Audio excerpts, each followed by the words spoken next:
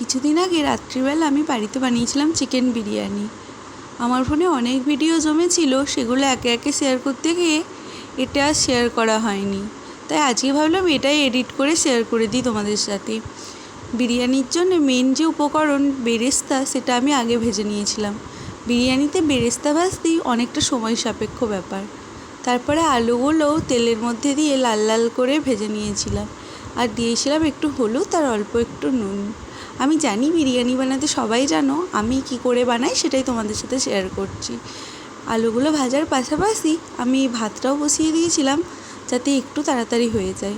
বিরিয়ানি যেহেতু খুব সময় সাপেক্ষ ব্যাপার, তাই যাতে একটু তাড়াতাড়ি হয়ে যায় তার জন্য আমি দুটো গ্যাসই জ্বালিয়ে দিয়েছিলাম। এখানে ভাতটাও হচ্ছিল আর আলুটাও ভাজা হয়ে গেছিলো। এর মধ্যে ভাতটা হয়ে গিয়ে মা আমাকে হেল্প করতে এসেছিলো, ভাতটা একটু উল্টিয়ে দিল।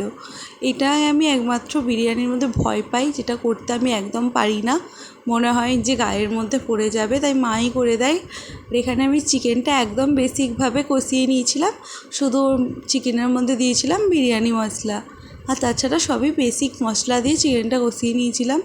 এরপর একে একে গোলাপ জল, কেওড়া জল এইসব দিয়ে লেয়ারিংটা করে নিয়েছিলাম। আমি একদম বেসিকভাবে বিরিয়ানিটা বানাই, যাতে খুব লাইট হয় আর খেতেও খুব ভালো হয়।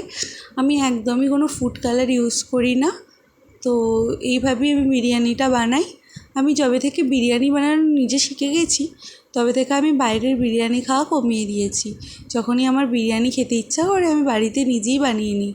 এরপর মা একটু হেল্প করে দিয়েছিল, বিরিয়ানিটাকে উল্টিয়ে দিয়েছিল। তো এই তো আজকের বিরিয়ানি রেডি। আজকের ভিডিও